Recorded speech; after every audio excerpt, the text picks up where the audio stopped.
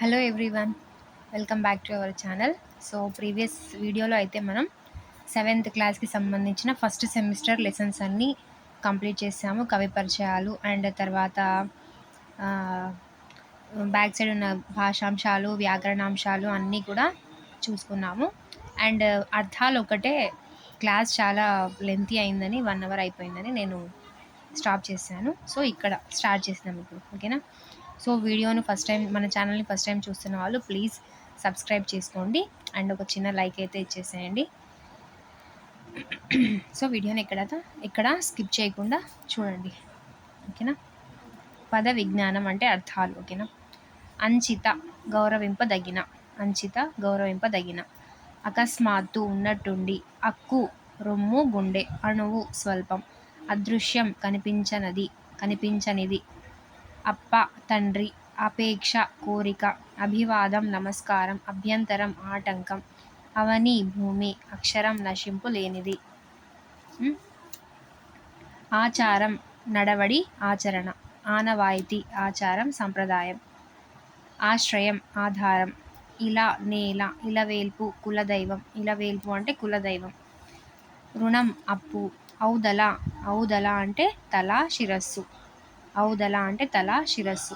కంబలి గొంగలి, కనకం బంగారం, కనుమ కొండల సందు, కరము చెయ్యి, కళ స్వప్నం, ఓకేనా. నెక్స్ట్ వచ్చేసి కవాతు కసరత్తు, కష్మలం, కష్మలం అంటే మలినం మురికి, కష్మలం అంటే మలినం మురికి. కుదుటపడు స్థిమితపడు, తేరుకొను. కురులు వెంట్రుకలు జుట్టు ముంగురులు, వెంట్రుకలు జుట్టు ముంగురులు.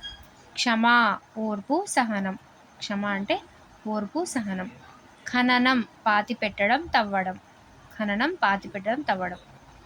గద్దించు అరచు మందలించు, గద్దించు అరచు మందలించు. గవాక్షం కిటికీ, గవాక్షం కిటికీ. ఘటము కుండ, చరణం పాదం, చారలు గీతలు. చలగి, చలగి అంటే ప్రకాశించి. చేష్ట పని ప్రవర్తన. జడలగము వెంట్రుకల అల్లిక. తహతహ ఆసక్తి పోరాటం. తావు స్థానం చోటు. తూగు ఊగు, దర్పణం అద్దం, దుష్టుడు చెడ్డవాడు. దోహదం తోడ్పాటు సహకారం. ధారణ జ్ఞాపక శక్తి.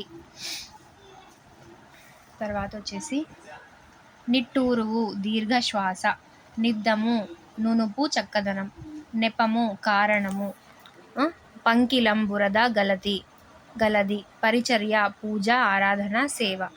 పాయక విడువక, పారాడు పిల్లలు పాకు. పాశం, పాశం అంటే బంధం, పరిచర్య అంటే పూజ ఆరాధన సేవ. పృథ్వీ భూమి, పైడి బంగారం, పైడి తల్లి అమ్మవారు, పైడి తల్లి అమ్మవారు అన్నాం కదా, సో పైడి అంటే బంగారం. ప్రదక్షిణం ఎడమ నుండి కుడివైపుకు గుండ్రంగా తిరుగుట, ప్రదక్షిణం అంటే లెఫ్ట్ టు రైట్ అనమాట. సో ఈ ఆప్షన్స్ కూడా అడగొచ్చు అనమాట, ఎడమ నుంచి కుడికా, కుడి నుండి ఎడమకా అని, ఓకేనా. ఎడమ నుంచి కుడివైపుకు తీసేది ప్రదక్షిణం. ప్రలోభం అంటే లోబర్చుకోవడానికి వేసే వల. బలుపు బలము పుష్టి. బాకు కత్తి, బాకు అంటే కత్తి, చాకు అంటే కత్తి కదా, సో బాకు అంటే కూడా కత్తి, ఓకేనా. బాహ్యము బయట వెలుపల. బుధులు పండితులు, బొద్దు లావైన హస్తాభరణ విశేషం, లావైన హస్తాభరణ విశేషం. తర్వాత భంగం ఆటంకం, భంగిమ తీరు అంగవిన్యాసం. భవము పుట్టుక, భ్రష్టుడు చెడినవాడు. మలినం మురికైనది, మహత్తు గొప్పదనం. మార్జనం, మార్జనం అంటే తుడుచుట, తోమడం, తోమడం అనమాట. మార్జనం అంటే తుడ్చడం లేదా తోమడం. మిళితం అంటే కూడుకొనిన కలిసిన. నెక్స్ట్ ముచ్చట కోరిక సంభాషణ, ముచ్చట అంటే కోరిక, కోరిక గుర్తుండదు చూడండి. ముచ్చట అంటే కోరిక సంభాషణ. ముప్పు ఆపద, మైత్రి స్నేహం, మొక్కు నమస్కరించు. మొరవంక వంకరైన, మొహం కోరిక, మోహం, మోహం అంటే కోరిక ఆశ. మొరవంక అంటే వంకరైన, మొరవంక వంకరైన, ఓకేనా. నెక్స్ట్ యశము, యశము అంటే కీర్తి. రూఢి ప్రసిద్ధి నిశ్చయం, రూఢి అంటే ప్రసిద్ధి నిశ్చయం. రిక్కించు నిక్కపొడుచు, రిక్కించు అంటే నిక్కపొడుచు. నెక్స్ట్ లేపనం పూత అలకడం. వాణి మాట పలుకు సరస్వతి. విశ్వాసం నమ్మకం శ్రద్ధ. విస్తరించు వ్యాపింపజేయు వివరించు. వైరము శత్రుత్వము. వృద్ధులు పెద్దవారు. శయనం నిద్ర. శరము బాణం. శ్రేయస్సు శుభము. సంకోచము సంచయము. సంశయము సంకోచము సంశయం. సంస్కృతి సంసారం. సంస్కృతి కాదు సంస్కృతి సంసారం. సాక్ష్యం రుజువు ప్రత్యక్షంగా చూసింది. సుతులు కొడుకులు. సుతులు అంటే కొడుకులు. హాని కీడు. హీనం చెడు. హీనం అంటే చెడు. ఓకేనా. నెక్స్ట్ వచ్చేసి పర్యాయ పదాలు చూడండి. అద్దం దర్పణం ముగ్గురం. ముగ్గురం గుర్తుండదు చూడండి. అద్దం దర్పణం ముగ్గురం. అమ్మ తల్లి జనని. అపేక్ష కోరిక కాంక్ష. అవని భూమి పుడమి. ఇలా భూమి వసుధ. ఆశ్రయం ఊత ఆధారం. కత్తి కరవాలం ఖడ్గం. కనకం బంగారం పైడి. కన్ను నేత్రం దృష్టి. చేయి కరం హస్తం. నిద్ర శయనం సుప్తి. నిద్ర అంటే శయనం. సుప్తి సుప్తి గుర్తుండదు చూడండి. సుప్తి.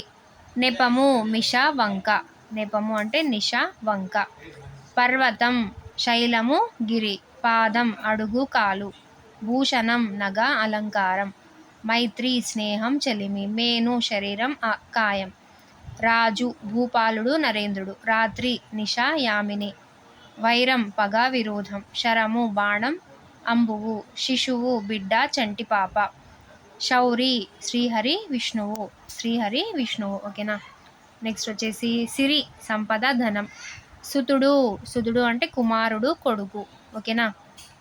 నెక్స్ట్ ఏమేమి గుర్తుండవు ఇక్కడ, అన్నీ గుర్తుపెట్టుకోవాలి. శరము అంటే బాణం అంబువు. ఓకేనా. ఎస్. సో లేపాక్షి బసవయ్య లేచి రావయ్య అని అడవి బాపరాజు ఒక విశిష్ట ఉత్సవాల్లో మనకి ఉంది కదా. సో ఏంటది అంటే ఇక్కడ ఇచ్చాడనమాట. లేపాక్షి బసవయ్య లేచి రావయ్య అనేది ఫుల్ పాట. ఓకేనా.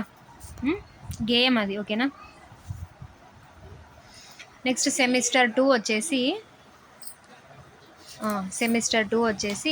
ఫస్ట్ లెసన్ వచ్చేసి కప్పతల్లి పెళ్ళి. అంతకుముందు మనం ఒకసారి విషయ సూచికలో ఏమేమి లెసన్స్ ఉన్నాయో చూద్దాం. ఓకేనా. కప్పతల్లి పెళ్ళి గేయం అనమాట. ఓకేనా. కప్పతల్లి పెళ్ళి గేయం.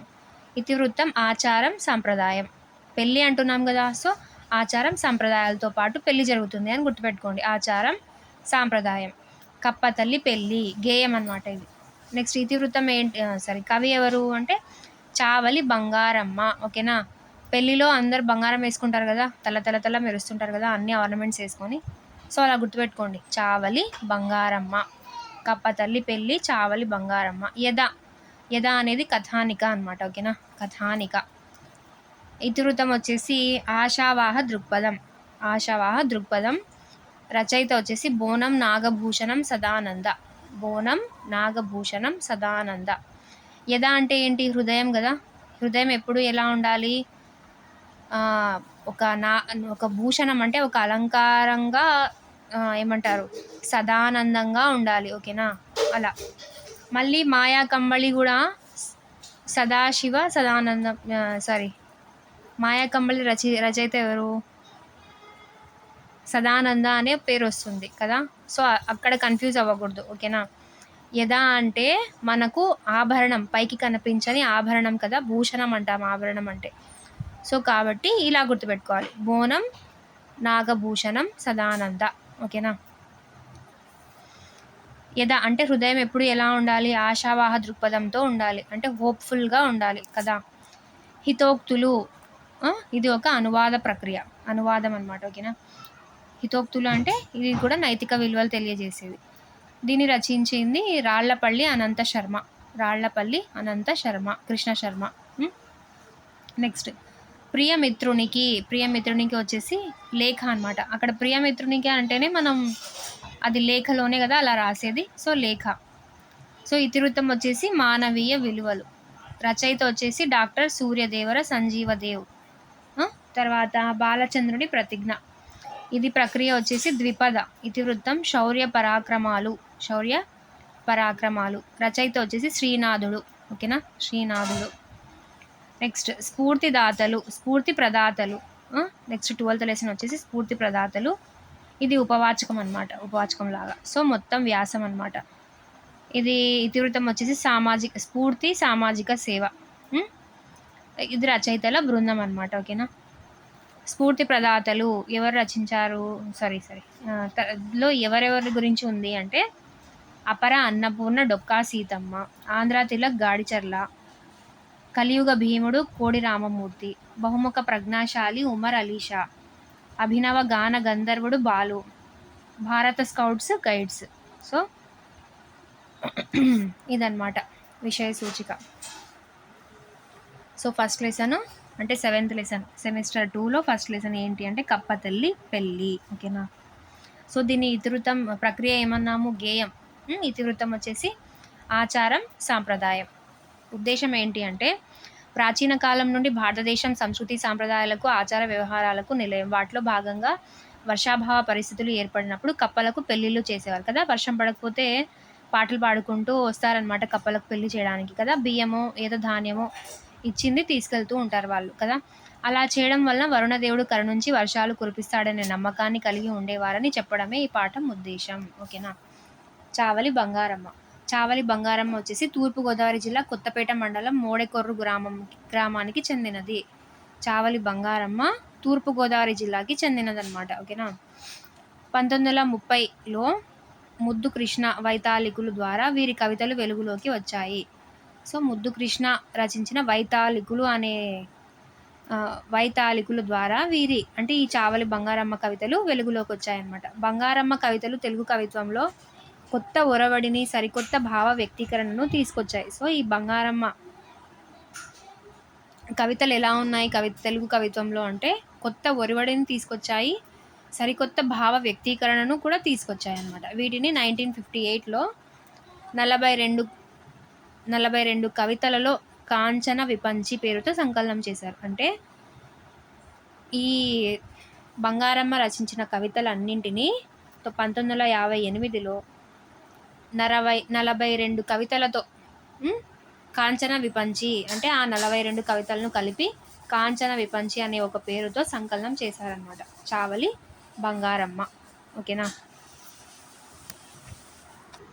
సో కప్పతల్లి పెళ్ళి నేడు చూడారే, కావిళ్ళ నీళ్ళొంపినాడు, వరుణదేవుడు వంపినాడు, ఓచలి వాడలన్నీ నింపినాడు, గగనతలము నుండి నేడు వీవెనలు చెట్లచే వేయించినాడు, స్వర్గాదినాథుడు నేడు రథమెక్కి పయనమై పోవుచున్నాడు, భత్యాలు లేకనే వాడు పెళ్ళికి బాజాలు వేయించినాడు, బండరాళ్ళ పైన వాడు చక్రములు బడబడా దొర్లించినాడు, బాణసంచా వెలితే లేదే పెళ్ళికి బహుబాగుగా చేసినారే, కళ్ళు చెదిరే మెరుపులమ్మ చూడగా ఒళ్ళు పరవశమౌను సుమ్మ, కప్పమ్మ పెళ్ళి కోయంచు మేళములు గొప్పగా తెప్పించినారే, చెప్ప శక్యము కాదు వేరే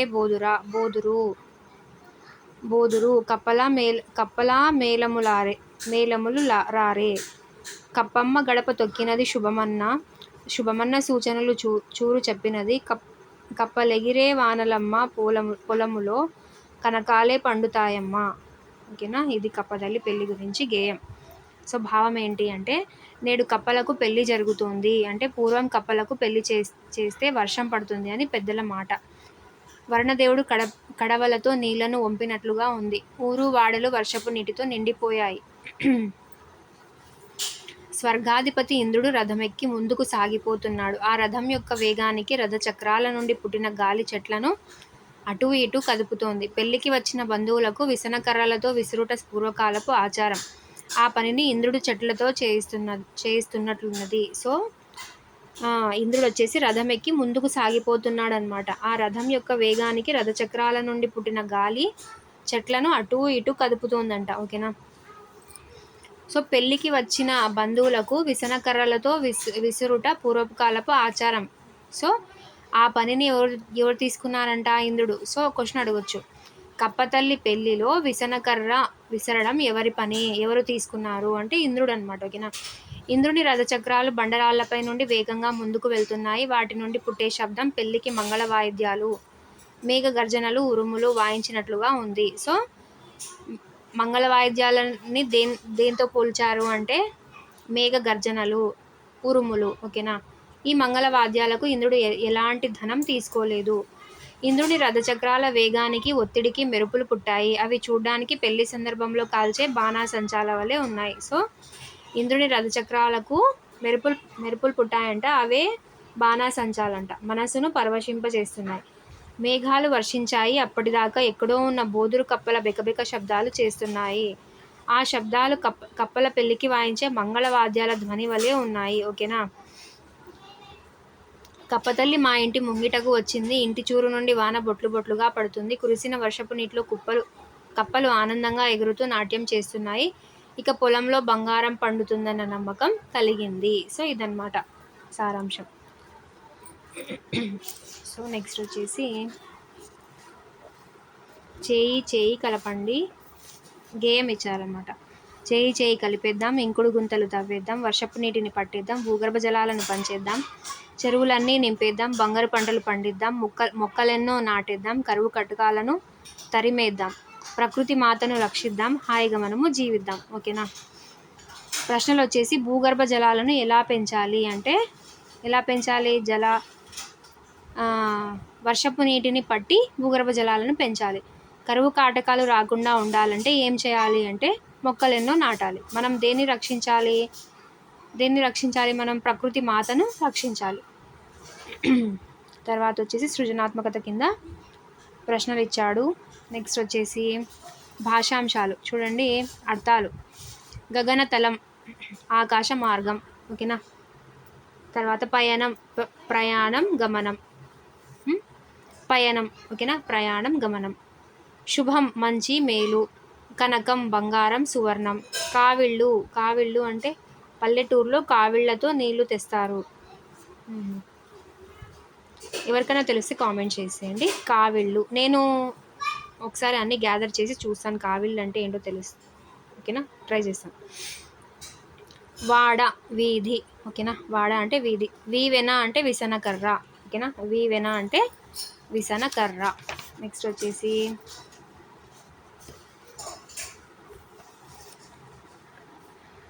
మాటలు పలుకులు. ఓకేనా. మాటలు అంటే పలుకులు. బంగారం కనకం. ఇక్కడ పర్యాయ పదాలు అనమాట. మాటలు పలుకులు. వాక్కు అంటే కూడా మాటలే. ఓకేనా. నెక్స్ట్ బంగారం కనకం పసిడి. సువర్ణం. ఓకేనా. ఇంకా పెళ్ళి వివాహం. ఓకేనా. ఇంకా ఏంటి? పెళ్ళి వివాహం. సో అలా పర్యాయ పదాలు. నెక్స్ట్ వచ్చేసి ప్రకృతి వికృతులు. ప్రయాణం పయనం. రథము అరథము. ఓకేనా. స్థలము తలము. బత్యము బత్తెము. నెక్స్ట్ వ్యతిరేకాలు: శక్యం అశక్యం, శుభం అశుభం, నాడు నేడు. ఓకేనా. సో ఇవి. నెక్స్ట్ వచ్చేసి బాజాలు. సో ఇక్కడ ఏంటంట? బాజాలు, శక్యము, శుభము, కప్ప, పెళ్ళి, బహుబాగు, బడబడ. సో ఇవన్నీ పదాలు ఉన్నాయన్నమాట ఈ పట్టికలో. నెక్స్ట్ ఏంటి? వ్యాకరణాంశాలు. ధృతము అంటే ఏంటి? ధృతము అంటే నకారము. సో చూద్దాం. క్రింది వాక్యాలను పరిశీలించమన్నాడు. బాలచంద్రుడు అభిమన్యుని వలెన్ పోరు సలిపెను. ఓకేనా. సో పై వాక్యాల్లోని గీత గీసిన పొల్లు హల్లు తొలగించి వాక్యాలను మళ్ళీ రాయండి అంటే, బాలచంద్రుడు అభిమన్యుని వలె పోరు సలిపెను. ఆర్య మా యందు దయచూపుడు. మీరు వచ్చినా సంతోషించెదను. బాలుని కొట్టినా ఏడ్చును. భూమి రాజు చేత పాలించబడెను. సో పై ఉదాహరణలో తొలగించిన అర్థంలో మార్పు లేదు. సో ఇటువంటి నకారాన్ని ధృతము అంటాం. ఓకేనా. ఈ నకారాన్నే ధృతము అంటున్నాం. ఇది ప్రస్తుత వ్యవహారంలో లేదు. ప్రాచీన సాహిత్యంలోని పద్యాలలో ఎక్కువగా కనిపిస్తుంది. ఓకేనా. అది ధృతం అంటే. నెక్స్ట్ వచ్చేసి త్రికం అంట. త్రికం అంటే ఏంటి? అతడు ఎచ్చోటనైనా జీవించగలడు. ఇక్కడ వర్షం పడుతోంది. ఎక్కడ ఉన్నా మన మాతృభూమిని మరవవద్దు. అచ్చోట నివాసయోగ్యము కాదు. అక్కడ చలి ఎక్కువగా ఉంది. సో ఇక్కడ అన్నీ చూడండి. ఎచ్చోటు అంటే ఏ ప్లస్ చోటు. ఇక్కడ అంటే ఈ ప్లస్ కడ. ఎక్కడ ఏ ప్లస్ కడ ఎక్కడ. అక్కడ ఆ ప్లస్ కడ అక్కడ. అచ్చోటు ఆ ప్లస్ చోటు అచ్చోటు. సో అన్ని దీర్ఘాలే చూడండి. ఇక్కడ అంటే ఈ. ఓకేనా. ఈ ప్లస్ కడ, ఎక్కడ అంటే ఏ ప్లస్ కడ, అక్కడ అంటే ఆ ప్లస్ కడ, అచ్చోట అంటే ఆ ప్లస్ చోట. సో పై ఉదాహరణలో పదాలను విడదీసినప్పుడు పూర్వపదంగా ఆ, ఈ, ఏ అనే సర్వనామాలు వచ్చాయి. సో వీటినే త్రికములు అంటాం. ఆ, ఈ, ఏలనే సర్వనామాలను త్రికములు అంటాం. ఓకేనా. ఆమ్రడితం అంటే ఏంటి? ఓకేనా. రాష్ట్రంలో అక్కడక్కడ వర్షాలు పడుతున్నాయి. మేము అప్పుడప్పుడు విహారయాత్రకు వెళ్తుంటాం. విందు భోజనంలో ఏమేమి పదార్థాలు వడ్డించారు? మా ఊరికి చిట్ట చివర బడి ఉంది. ఆ పట్టణం నట్ట నడుమ కోనేరు ఉంది. ఓకేనా. సో చూడండి, అప్పుడప్పుడు, అప్పుడు ప్లస్ అప్పుడు, అక్కడక్కడ, అక్కడ ప్లస్ అక్కడ, ఏమేమి, ఏమి ప్లస్ ఏమి, నట్ట నడుమ, చిట్ట చివర, చివర ప్లస్ చివర, నట్ట నడుమ, నడుమ ప్లస్ నడుమ, పట్ట పగలు, పగలు ప్లస్ పగలు. సో పై పదాలను విడదీసినప్పుడు పూర్వపదం పరపదం రెండింటిలోనూ ఒకే పదం కనిపిస్తుంది. ఇలా రెండు ఒకే విధమైన పదాలు వస్తే అందులో రెండవ పదాన్ని ఆమ్రితం అంటారు. Very very very important.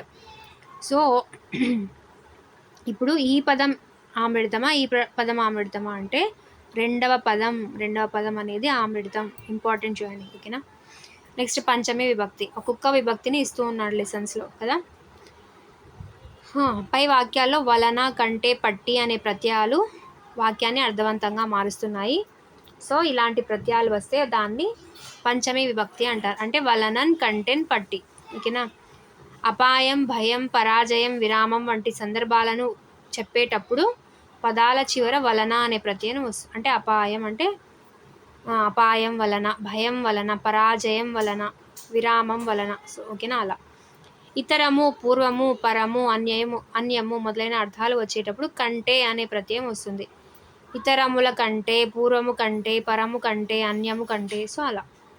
Next ద్విత్వాక్షర సంయుక్తాక్షర పదాలను సో ఈ థర్డ్ క్లాస్ నుంచి మనం చెప్పుకుంటున్నాం. సో వచ్చు మనకి. ఓకేనా. నెక్స్ట్ చూడండి, పదాలను విడదీయండి, సంధి పేర్లు రాయండి అంటున్నారు. ఓకేనా. స్వర్గాధినాథుడు, స్వర్గ ప్లస్ అధినాథుడు, సవర్ణ దీర్ఘ సంధి. పరవశమవును, పరవశము ప్లస్ అవును, ఉత్వ. శుభమన్న, శుభము ప్లస్ అన్న, ఉత్వ. మెరుపులమ్మ, మెరుపులు ప్లస్ అమ్మ, ఉత్వ. రథం ఎక్కి, రథము ప్లస్ ఎక్కి, ఉత్వ. ఓకేనా. సో కింది పదాలను కలిపి రాయండి అంటున్నాడు. కప్ప ప్లస్ అమ్మ, కప్పమ్మ. కప్పలు ప్లస్ ఎగిరే, కప్పలు ఎగిరే. పండుతాయి ప్లస్ అమ్మ, పండుతాయమ్మ. వాడలు ప్లస్ అన్ని, వాడలన్నీ. చేసినారు ప్లస్ ఏ, చేసినారే. ఓకేనా. సో కింది వాక్యాల్లో ప్రత్యయాలు కింద గీత గీయండి అంటున్నారు. విభక్తులను రాయండి అంటున్నారు. విద్యను అర్థించు వానిని విద్యార్థి అంటారు. ఇక్కడ నీ వచ్చింది కదా. ఎస్. సో ఇక్కడ చూడండి, నీ వచ్చింది ఇక్కడ. సో ద్వితీయ విభక్తి. నిన్ను, లన్ కూర్చి గురించి. నెక్స్ట్ విద్యావంతుడు అందరిచే, చేతంచే, తోడంతో తృతీయ విభక్తి. విద్యార్థులు జ్ఞానం కొరకున్కై చతుర్థి విభక్తి. తల్లిదండ్రులు పిల్లలను ప్రాణము కంటే అధికంగా, కంటే వలనన్, కంటెన్, పట్టి పంచమే. అమరావతిలోని శిల్పాలు చూడముచ్చటగా ఉన్నాయి, షష్ఠి. షష్ఠినా, షష్ఠి అంటే షష్ఠినే. ఓకే సారీ కాదు. నిన్, నున్, లన్ కూర్చి గురించి. షష్ఠి కాదమ్మా ఇక్కడ, ద్వితీయ.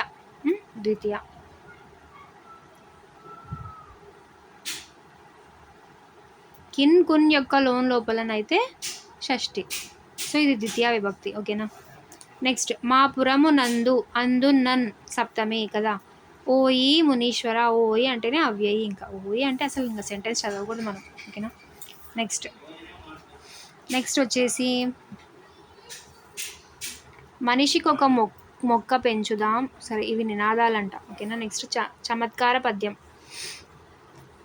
మామిడేల పూచు మండు వేసంగి, బాలుడేల పోవు పశుల వెంట, రాజుసేన నేల చేర్చుచుండును, మూట నొక్క మాట ముద్దు కృష్ణ. సో మామిడి చెట్టు వేసవిలోనే ఎందుకు పూత పూస్తుంది? బాలుడు పశువుల వెంట ఎందుకు పోతాడు? రాజు సేనను ఎందుకు పెంచుతాడు? అంటే పై 3 ప్రశ్నలకు ఒకే సమాధానం అన్నమాట. కాయ. మామిడి పూసేది కాయడానికే, బాలుడు పశువుల వెంట పోవడం వాటిని కాయడానికే, సేన కూడా ప్రజలను కాయడానికి అంటే కాపాడడానికి అని అర్థం అన్నమాట. సో ఓకేనా. ఇది చావలి బంగారమ్మ రచించిన కప్పతల్లి పెళ్ళి. ఓకేనా. నెక్స్ట్ వచ్చేసి ఇక్కడ పాలిథిన్ భూతం పర్యావరణ సో ఇక్కడ స్టోరీ ఏం లేదు, పాలిథిన్ సంచులను వాడకూడదు. ఓకేనా, అదే అనమాట. ఓకేనా. నెక్స్ట్ వచ్చేసి యదా. యదా వచ్చేసి యదా యదా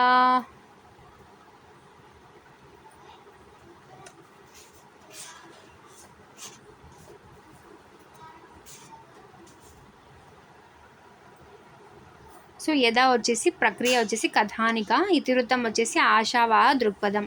ఓకేనా. ఉద్దేశం ఏమిచ్చారో చూద్దాం. గిరిజన ప్రాంతాలు ప్రశాంతతకు, మంచితనానికి, అమాయకత్వానికి నిలయాలు కదా. అలాంటి చోట నాగరికత పేరుతో పెను మార్పులు జరుగుతున్నాయి. పర్యావరణం దెబ్బతింటోంది. గిరిజనుల జీవితాలు అతలాకుతలం అవుతున్నాయి. అయినప్పటికీ ఆశావాదంతో ముందుకు సాగుతున్న గిరిజనుల శ్రమజీవనాన్ని చెప్పడం ఈ పాఠం ఉద్దేశం. సో బోనం నాగభూషణం గారు అనమాట ఇతని రచయిత. ఇతడు 1938 కాలం వచ్చేసి 1938 to 1999. సో బోనం నాగభూషణం విజయనగరం జిల్లా మేరంగి గ్రామంలో జన్మించాడు. విజయనగరం జిల్లా అనమాట ఇతనిది. సో ఇతను ఉపాధ్యాయ వృత్తిని స్వీకరించారు. రచనలను ప్రవృత్తిగా ఎంచుకున్నారు. నెక్స్ట్ వీరి తొలి కథ వచ్చేసి చిత్రగుప్త పత్రికల్లో ముద్రితమైంది. సో ఇతని తొలి కథ చిత్రగుప్త పత్రికల్లో ముద్రితమైంది. శూలపాణి, భూషణం వీరి కలం పేర్లు. సో వీరి కలం పేర్లు భూషణం ఒకటి, శూలపాణి ఇది కూడా అతని కలం పేరే. భూషణం కథలు ఏది సత్యం ఏది అసత్యం, కొండగాలి, అడవంటుకుంది వంటి రచనలు చేశారు. ఓకేనా. భూషణం గారు భూషణం కథలు ఏది సత్యం ఏది అసత్యం, కొండగాలి, అడవంటుకుంది. ప్రస్తుత పాఠం వచ్చేసి కొత్త గాలి కథా సంకలనంలోనిది. ఓకేనా. కొత్త గాలిలోనిది యదా. ఓకేనా.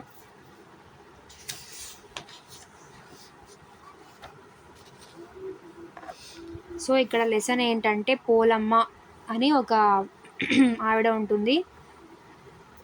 సో తన బ్యాక్గ్రౌండ్ ఏంటంటే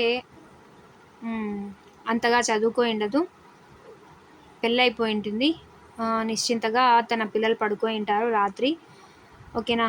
తర్వాత పశువులు కాయడానికి తన 7 పిల్లలతో వెళ్ళడము, అమ్మతోనూ అయ్య వెనక కొండ మీద వెళ్తుండడం పోలమ్మ బాల్యం ఎలా గడిచిపోయిందంటే స్కూల్కి వెళ్ళలేదన్నమాట. తను అమ్మ వెంటనో నాన్న వెంటనో వెళ్ళి పొలం పనుల్లోనో లేదంటే పశువుల్ని కాయడంలోనూ ఉండేదన్నమాట. బడికి వెళ్ళడం, పుస్తకాలను చదవడం మొత్తం బతుకులోనే తెలియదు. అసలు చదువు అంటేనే తెలియదు అనమాట ఈమెకి. సో పోలమ్మకి 2 పిల్లలు. బడిలోనే కాకుండా ఇంటి దగ్గర దీపం వెలిగించిన తర్వాత చదవడం, నిద్రపోతున్నప్పుడు కూడా పుస్తకాలని వదలకుండా దగ్గరే ఉంచుకొని నిద్రపోవడం చూసి సో తన పిల్లలు మాత్రం తనలాగా కాదు, ఎప్పుడూ కూడా చదువుకుంటారు. పడుకునేటప్పుడు కూడా పుస్తకాలను పట్టుకొని పడుకోవడం తనకు చాలా సంతోషం అనమాట. ఓకేనా. సరే ఇంత ఉన్నా కూడా తనకేమో నిద్ర రావటం లేదు. ఎందుకు అంటే ఇంట్లో ధాన్యం తీసుకొని వెళ్ళి మంటిలో కలిపేసింది. మళ్ళలో పచ్చని మొలక కనిపించడం లేదు. సో అంటే పంట పండలేదన్నమాట. తన వేసిన పంట పండలేదు. ఓకేనా. సో వాన రావట్లేదు అనమాట అక్కడ. ఇప్పుడు వాన వస్తుంది, కుమ్మరించేస్తుందేమో. అసలు ఆ మబ్బుల్ని చూసి చాలా ఆశగా ఎదురు చేసేదన్నమాట. కమ్మిన మేఘాలు చుక్క నీటిని కూడా వదలడం లేదు. ఓకేనా అని బాధపడేదన్నమాట. సో అలా అంతా ఎదురు చూడడంలోనే సరిపోతుందన్నమాట. ఓకేనా. రోజు అలాగే ఆశతో వాటిని చూసి పొలం నుండి తిరిగి వస్తున్న పోలంకి దారిలో గోగు మొక్కలు తలలు వంచి వాడిపోతూ సో ఇలా వర్షం లేక అన్ని మొక్కలన్నీ వాడిపోతున్నాయి అన్నమాట. గంగ తల్లి ఇయాలైనా కరిగి నేల తల్లిని కలుస్తాదో కలదో, ఎన్నాళ్ళిలా కలకుండా కదిలిపోతుంది, ఎల్లలేదు అంటూ అనుకుంటుందన్నమాట. అడవి లేదు, ఎవరిష్టం వచ్చినట్లు వాళ్ళు చేశారు. వర్షాలు పడమంటే ఎలా పడతాయి? ఈ కాలం వస్తే వారం 10 రోజులు వదలని ముసురు ఇంట్లో నుండి వీధుల్లోనికి అడుగు పెట్టడం కష్టం. అలాంటిది ఇలాగ మారిపోయింది. ఎవడిష్టం వచ్చినట్లు వాడు చేస్తే వర్షం దాని ఇష్టానికి అది పడ్డం మానేసింది అంటూ అనుకుంటుందన్నమాట. అంటే అడవి కొట్టేశారు, ఇంకా వర్షం పడమంటే ఎట్లా పడుతుంది అని. ఓకేనా. కొందరు ఇలా మాట్లాడితే ఇంకొందరు మరోలా మాట్లాడుతారు. కలికాలం దేవుడు దేవత అన్న మాటే లేదు, పాపం భీతి అసలుకే లేదు, మనుషులలాగా మారిపోతే కాలం అలాగా మారిపోయింది. కొందరేమో అడవులు కొట్టేశారు అంటే, మరికొందరు కలికాలము అసలు దేవుడు లేదు, పాపం, పుణ్యం, అసలు భయం ఏమీ లేవు. మనిషి అలా మారిపోయాడు. అందుకే కాలం గూడా అలా మారిపోయింది అని కొందరు అనుకుంటుంటారనమాట. ఓకేనా? సో, ఇలా రాత్రిళ్ళు నిద్ర రాకపోవడము, కొన్ని జ్ఞాపకాలు రావడము.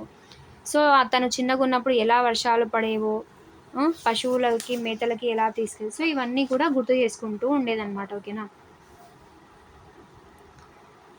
నారుమడి కట్టకుండా ధాన్యపు విత్తనాలను మట్టితో కలిపి పొలం మొత్తం ఒక కొలత ప్రకారం వెదజల్లి పండించే ఒక విధానం అనమాట. యద అంటే మామూలుగా మనం అంటే హృదయం అనుకున్నాం కదా. సో ఇది పంట పండించే ఆ లాంగ్వేజ్లో వచ్చేసి యద అంటే ఏంటి అంటే నారుమడి కట్టకుండా ధాన్యపు విత్తనాలను మట్టితో కలిపి పొలం మొత్తం ఒక కొలత ప్రకారం వెదజల్లి పండించే ఒక విధానం అన్నమాట ఇది. సో గిరిజన ప్రాంతాల్లో వాళ్ళకంతగా టెక్నాలజీ ఏమి ఉండదు కదా. సో వాళ్ళు ధాన్యాలని అంటే విత్తనాలని మట్టితో కలిపేసి ఒక కొలత ప్రకారం చల్లేవారనమాట. దాన్నే యద అంటారు. ఎక్కడ అంటే ఇది ఉత్తరాంధ్ర ప్రాంతంలో. ఓకేనా? నెక్స్ట్ వచ్చేసి సో అలా వర్షాలు లేవు అని బాధపడుతూ తన బాల్యాన్ని గుర్తు తెచ్చుకుంటూ, ఓకేనా, సో ఇలా పోలమ్మ వచ్చేసి వర్షం కోసం ఎదురు చూస్తూ ఉంటుందన్నమాట. ఓకేనా? సో మెయిన్ డైలాగ్స్ గుర్తుపెట్టుకోండి, ఎవరు అన్నారు అనేది. ఇన్నిటినీ ఇప్పుడు దాకా నేల తల్లి పెంచుకొస్తున్నది, ఇప్పుడు పెంచలేనంటాదా, నా ఎదమళ్లలో పంట పండనివ్వననేస్తాదా అనదు, నేల తల్లి అలాగా అనదుగాక అనదు అని మళ్ళీ తనలోనే తాను భ్రమపడుతూ ఉంటుంది, భరోసా ఇచ్చుకుంటూ ఉందన్నమాట. ఓకేనా? వాన అమ్మ రాత్రి వాన పడిందమ్మా, ఎంత నీరో అని చెప్పి మళ్ళీ నీళ్ళలో ఆడుకుంటున్నారనమాట పిల్లలు. ఓకేనా? అప్పుడు పడిందనమాట వర్షం. సో నిన్న తలలు వాల్చిన గోగు మొక్కలు ఈనాటి ఉదయపు నీరెండలో అంటే లేత ఎండలో తలెత్తి చిన్నగా తూగుతున్నాయి. వర్షం పడింది కదా, ఇంకా అన్ని మొలకలు మళ్ళీ నిటారుగా ఉన్నాయన్నమాట. గంగ తల్లి ఘోరం చేయలేదు, మట్టి తల్లికి మోసం తెలదు. అంటే మనలాగా మనుషుల్లాగా మోసం చేయదు, వర్షం పడింది అని సంతోషం. ధరణి భూదేవత దగా చేయదు, నా ఎదమళ్ళు ఎప్పుడూ పండినట్లే పండుతాయి, నా ఎద పంట పండుతాది అని, తప్పక పండుతాది అనుకుంటూ సంతోషంగా పొలం చుట్టూ తిరిగిందనమాట పోలమ్మ. ఓకేనా? సో అది. సో ఇక్కడ పర్యావరణ రక్షణ సమితి వారు ఏం చెప్పారు? ప్రజలారా, ప్రకృతి దేవుడు మనకిచ్చిన వరం. ప్రకృతిలోని సమస్త జీవకోటిని కాపాడడం మన బాధ్యత. చెట్లు, నదులు, సమస్త జీవరాశి ప్రకృతిలో అంతర్భాగం. మనం నిర్లక్ష్యంగా చెట్లను నరుకుతూ పోవడం వలన పర్యావరణ సమతుల్యత దెబ్బతింటుంది. ప్లాస్టిక్ను విచక్షణారహితంగా వాడడం వలన భూమి కలుషితం అవుతుంది. చెత్తా చెదారాలతో నదులను కలుషితం చేయడం వలన పర్యావరణ సమతుల్యత దెబ్బతింటుంది. అంతేకాకుండా జంతువులు, పక్షులు తమ ఉనికిని కోల్పోతాయి. కాబట్టి పర్యావరణ పరిరక్షణకు మనం నడుం బిగిద్దాం. సో అంటుందన్నమాట. ఓకేనా? పర్యావరణ పరిరక్షణ సమితి. పర్యావరణ పరిరక్షణకు మనం సరే ఇవన్నీ మనకు జనరల్గా కూడా ఆన్సర్ చేయగలుగుతాం. ఓకేనా? నెక్స్ట్ వచ్చేసి భాషాంశాలు చూడండి ఒకసారి. అర్థాలు: లోటు, లోపం, మొలక, మొక్కలు, మట్టి పెళ్ళలు, మట్టిగడ్డ, వాడిపోవు, కమిలిపోయి, కలవరం, ఆందోళన, దిటవు, ధైర్యం. సమానార్థక పదాలు అంటే పర్యాయ పదాలు: చెట్లు, వృక్షాలు, వర్షాలు, వానలు, మాత, తల్లి. ఓకేనా? నెక్స్ట్ వచ్చేసి వ్యతిరేకాలు చూడండి. సరే వ్యతిరేకాలు కాదు, ప్రకృతి వికృతులు: నిద్ర, నిదుర, దీపము, దివ్వే. ఇంపార్టెంట్, దీపము, దివ్వే. పుస్తకము, పొత్తము, పక్షి, పక్కి, మూలిక, మొలక, దృఢ, దిటవు. దృఢ అంటే దిటవు. ఆశ, ఆశ. ఓకేనా? ఆశ అంటే ఆశ. సో గుర్తుపెట్టుకోవాలి, ఆశ, ఆశ. మూలిక అంటే మొలక, దృఢ, దిటవు. ఓకేనా? ఇక్కడ ఇంకోటి చూడండి, నిభము అంటే నెపము. ఓకేనా? తర్వాత నిత్య ఏకవచనాలు, నిత్య బహువచనాలు ఇచ్చారు చూడండి. వడ్లు, కందులు, అందరూ తెలుపు మినుములు. వడ్లు, కందులు, అందరూ తెలుపు మినుములు, పెసలు, ఇత్తడి, ఇనుము, కంచు. సో ఇవన్నీ కూడా ఏంటి? నిత్య బహువచనాలు అనమాట. వీటిని ఏకవచనంగా వాడలేం. దీంట్లో నిత్య ఏకవచనాలు ఏంటి అంటే ఇనుము, తెలుపు, ఇత్తడి, కంచు. సో ఇనుములు, తెలుపులు ఉండవు. ఓకేనా? నిత్య బహువచనాలు కందులు. కందుల్ని ఒక కందు, రెండు కందు అనం కదా, రెండు కందులు అనం కదా. సో కందులు, వడ్లు, అందరూ, మినుములు. సో ఇవన్నీ ఓకేనా.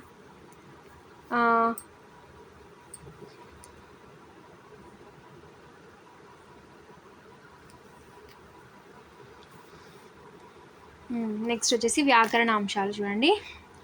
క్రియ గురించి ఇచ్చాడు. నవ్య పాట క్రియ మనకు తెలుసు కదా. సో పని చేసే వాక్యం అనమాట. అంటే పాట పాడింది అనేది క్రియ అనమాట. ఓకేనా. నెక్స్ట్ ఈ క్రియల్లో 2 రకాలు ఉన్నాయి, సమాపక, అసమాపక. ఇది కూడా మనం ప్రీవియస్ క్లాసెస్లో డిస్కస్ చేసుకున్నాం కదా. ధర్మరాజు అన్నదానం చేశాడు, భీముడు కీచకుని చంపాడు. సో ఇక్కడ పూర్తి భావం ఇచ్చే సెంటెన్సెస్ అవి, అంటే పూర్తి భావం ఇచ్చే వాక్యాలు అవి. సో వాటిని ఏమంటాము, సమాపక క్రియలు అంటాం. సో ఇక్కడ చూడండి, శిబి చక్రవర్తి తన శరీరాన్ని కోసి అంటున్నాం, కోసి దానం ఇచ్చాడు. కర్ణుడు కవచ కుండలాలను దానం ఇచ్చి ఇంటికి వెళ్ళాడు. సో అలా ఆ తర్వాత అంటే ఇంకా చెప్పవలసిన భావం ఇంకా ఉంది, పూర్తి చేయడం లేదు అంటే అది అసమాపక క్రియ అవుతుంది. చేశాడు సమాపక క్రియ అవుతుంది, చేసి అంటే అసమాపక క్రియ అవుతుంది. అర్థమైందా. నెక్స్ట్ ఇక్కడ అత్వసంధి గురించి ఇచ్చారు చూడండి. పూర్వసరం అకారం ఉంది, అసలు ఇక్కడ గీత గీయలేదు, ఏం లేదు. సో ఇక్కడ ఉంది చూడండి. ఎస్, సీతక్క, సీత ప్లస్ అక్క. రామయ్య, రామ ప్లస్ అయ్య. వెంకప్ప, వెంక ప్లస్ అప్ప. రాకుండుట, రాక ప్లస్ ఉండుట. మేనల్లుడు, మేనా ప్లస్ అల్లుడు. సో ఇవన్నీ అత్వసంధులే. అంటే పూర్వస్వరము అకారం ఉండి పరస్వరము అచ్చు ఉంటే దాన్ని అకార సంధి అంటాం. ఓకేనా. నెక్స్ట్ చమత్కార పద్యం. శివుడు అద్రిని శయనించుట, రవిచంద్రులు మింట నుంట రాజీవాక్షుండ విరళముగా శేషునిపై బవళించుట, నల్లి బాధపడలేక సుమే. అంటే నల్లి బాధపడలేక శివుడు కొండపై, సూర్యచంద్రులు ఆకాశంలో, విష్ణువు ఆదిశేషునిపై నిద్రించారని చమత్కారం అనమాట ఇది. ఓకేనా. నెక్స్ట్ వచ్చేసి నెక్స్ట్ ఏమిచ్చారు, నిరంతరం నేర్చుకో. సో ఇక్కడ దీంట్లో కూడా ఏముంది అంటే సోక్రటిస్ అనే గ్రీకు తత్వవేత్త గురించి ఇచ్చారు. సో తను జైలు శిక్ష అనుభవిస్తూ ఉంటాడు. సో తన మీద ఒక ఆరోపణ అనమాట, యువకుల్ని నాశనం చేస్తున్నాడు తన ఉపన్యాసాలతో అనేసి. ఒక రాజు ఏం చేస్తాడంటే మరణశిక్ష విధిస్తాడు, గ్రీకు రాజు. సో శిక్షలో భాగంగా తనకు తాను విషం తాగి మరణించవలసి ఉంటుంది. సో అది అన్నమాట శిక్ష. సో ఆయన జైల్లో పెడతారు. పేరుకు జైల్లో పెట్టారనే కానీ అందరూ వచ్చి చూసి వెళ్తుంటారనమాట. శిష్యులు మాత్రం అక్కడే ఉండి బాధపడుతుంటారు. సో సోక్రటీస్ ఇవేమీ పట్టనట్లు నవ్వుతూ అందరినీ పలకరిస్తూ అసలు శిక్ష వేశాడనే భయం లేకుండా ఉంటాడనమాట. అందరినీ ఆశ్చర్యపరుస్తుంటుందన్నమాట ఇది. సో ఇంకా 2 గంటల సమయం ఉంటుంది మరణశిక్షకు. సో అతని ముఖంలో మాత్రం ఎలాంటి బాధ, ఆందోళన, దిగులు ఏమి ఉండవు అనమాట. సో అతను కిటికీలోంచి ఒకసారి బయటికి చూస్తూ కూర్చుంటాడనమాట. బయట ఒక చెట్టు కింద బిచ్చగాడు కూర్చొని ఒక వాద్యం వాయిస్తూ పాటలు పాడుతుంటాడు. అది తనను బాగా ఆకట్టుకుంటుందన్నమాట. సో ఆనందంగా కళ్ళు మూసుకొని కూర్చుంటాడు. తర్వాత మెల్లగా కళ్ళు తెరిచి జైలర్ని పిలిచాడు. జైలర్ గౌరవభావంతో దగ్గరకు వచ్చి ఏం కావాలి అని అడిగితే, మీకు అభ్యంతరం లేకుంటే ఆ బిచ్చగాడిని తీసుకొస్తారా అని అడుగుతాడనమాట. సో బిచ్చగాడు వస్తాడు, అతని దగ్గర వాద్యం తీసుకుంటాడనమాట. ఆ బిచ్చగాడు పాట పాడతాడు, సోక్రటీస్ పాట పాడుతూ వాద్యం వాయిస్తాడు. సో అలా 1 గంట సాధన తర్వాత బిచ్చగాడి సాయం లేకుండానే సోక్రటీస్ పాట పాడతాడనమాట. సో అది నేర్చుకోవడానికి బిచ్చగాడిని పిలిపిస్తాడు. సో ఇదంతా చూసిన శిష్యులు జైలర్ మరింతగా ఆశ్చర్యపోతారు. అప్పుడు శిష్యులు వచ్చేసి, గురువుగారు ఇక గంటలో విషపాత్ర మీ చేతికి వస్తుంది, మీరు ఈ లోకాన్ని వదిలిపెట్టి వెళ్ళిపోతున్నారు కదా, ఆఖరి క్షణాల్లో ఈ వాద్యం మీద అభ్యాసం చేసి పాడడం నేర్చుకున్నారు ఎందుకు అని అడిగితే, జీవితం అంటే నేర్చుకోవడం. సో నిరంతరంగా మనం నేర్చుకుంటూనే ఉండాలి. నువ్వు ఎక్కడున్నా అందరూ ఎప్పుడో ఒకప్పుడు చనిపోతాం, కానీ జీవించినంతకాలం ప్రతి క్షణం విలువైనది. సో మనం ఎప్పుడు చనిపోతామో తెలియదు కాబట్టి ఇంకా మనకు 1 గంట సమయం ఉంది. సో దాన్ని మనం యూజ్ చేసుకోవడానికి ఏదో ఒకటి నేర్చుకునే అవకాశం మనకు దొరికింది అని చెప్పేసి అక్కడున్న వాళ్ళు అసలు నోట వెంట వాళ్ళకి మాట రాలేదన్నమాట. సో అంతగా సోక్రటీస్ నిరంతరంగా నేర్చుకోమని చెప్పాడనమాట. సోక్రటీస్ నెక్స్ట్ వచ్చేసి హితోక్తులు, పాఠం హితోక్తులు. ఓకేనా, ఇది మనం నెక్స్ట్ క్లాస్లో డిస్కస్ చేసుకుందాము. ఓకేనా, సో ఇంకా మన వీడియోని ఛానల్ని ఎవరైతే సబ్స్క్రైబ్ చేసుకోలేదో ఖచ్చితంగా సబ్స్క్రైబ్ చేసుకోండి. అండ్ వీడియోకి అయితే ఒక చిన్న లైక్ ఇచ్చేసేయండి. అండ్ ఖచ్చితంగా మీ ఫీడ్బ్యాక్ని కామెంట్ రూపంలో తెలియజేయండి. ఓకేనా, నెక్స్ట్ క్లాస్లో మనం హితోక్తులు అండ్ 10th లెసన్ గురించి మాట్లాడుకుందాం. ఇంకా 2 క్లాసెస్లో మనము 7th క్లాస్ని ఫినిష్ చేసేద్దాం. తర్వాత 8th క్లాస్కి స్టార్ట్ అయిపోదాం. సో సమయం 45 days. సో నేను మీకు ఒక మంచి వీడియో చేసి పెడతాను. మోటివేషన్ అనుకోండి, లేదంటే ప్రిపరేషన్ స్ట్రాటజీ అనుకోండి, మీరు ఏమనుకుంటారో అది ఎలా యూజ్ చేసుకుంటారో మీ ఇష్టం. సో బుక్స్ ఏం చదవాలి, 45 డేస్లో అవుతుందా, చాలా క్వశ్చన్స్ ఉంటాయి. ఫ్రెషర్స్కి అయితే ఇంకా అసలు ఊపిరి కూడా అందకుంటూ ఉంటుంది. ఓకేనా, సో అంత ప్రెషర్ తీసుకోవద్దండి. నా కైండ్ రిక్వెస్ట్ అందరికీ. ప్రీవియస్ ఎక్స్పీరియన్స్ ఉన్నవాళ్ళు, కొంచెం గట్టిగా ఉన్నవాళ్ళు ఓకే చూసేద్దాం అనుకుంటారు. ఇంకా మార్క్స్ ఎక్కువగా ఉన్న వాళ్ళకు కూడా అంత ప్రెషర్ ఏమి ఉండదు. కానీ క్వాలిఫై అవ్వని వాళ్ళు, ఫ్రెషర్స్, ఫస్ట్ టైం రాస్తున్న వాళ్ళు, సో ఏ బుక్స్ చదవాలి, మీరు నేను చెప్పే అడ్వైస్ చెప్పినట్లు ఫాలో అయిపోతే ఖచ్చితంగా 120+ ఖచ్చితంగా వస్తాయి. సో ఇలా చదవండి, అలా చదవండి అని ఎవరు మనకు చెప్పాల్సిన అవసరం లేదు కదా. మనం ఎలా చదివితే సబ్జెక్ట్ వస్తుందో మనకు తెలుసు. సో కంపల్సరీగా నెక్స్ట్ వీడియోలో మీకు ఖచ్చితంగా ఒక మంచి యూస్ఫుల్ మోటివేటెడ్ వీడియో చేయడానికి 100% ట్రై చేస్తాను. అంటే నేను ఏ పాయింట్ కూడా మర్చిపోకుండా ఒక ఆర్డర్ ప్రకారం చెప్తానన్నమాట. ఓకేనా, ఎలా చదవాలి, ఏ బుక్స్ చదవాలి, ఏ సబ్జెక్ట్స్ కాన్సన్ట్రేట్ చేయాలి, ఏవి కొంచెం లైట్గా చూసుకోవాలి, అవన్నీ. ఓకేనా, సో ఇప్పటికైతే ఇంకా చాలు. నెక్స్ట్ వీడియోలో కంటిన్యూ చేసేద్దాము. సో ఛానల్ని మాత్రం సబ్స్క్రైబ్ చేసుకోవడం అసలు మర్చిపోవద్దండి. ప్లీజ్ ఒక లైక్ ఇచ్చేసేయండి అండ్ మీ ఫ్రెండ్స్కి షేర్ చేయండి. అండ్ మీకు ఇంకా ఫీడ్బ్యాక్ ఏమైనా ఇవ్వాలనిపిస్తే ఖచ్చితంగా కామెంట్ బాక్స్లో తెలియజేయండి. ఓకేనా, థ్యాంక్ యూ.